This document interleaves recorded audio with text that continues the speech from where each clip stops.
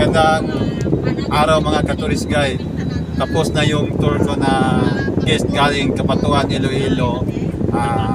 Yung ginawa naming package is 4 days, 3 nights. So, tapos na, alis na sila ngayon pabalik ng Iloilo. So, tanungin natin sila guys kung anong masasabi nila dito sa Secure. Excellent. Enjoy na enjoy sa 4 days and 3 nights na stay dito. Ito sila. Alis na sila ngayon. O, Thank you sa maraming salamat din sa dinner kagabi. Happy birthday dinner. Tapos nag nightlife kami, JJ's. Enjoy talaga yung ano.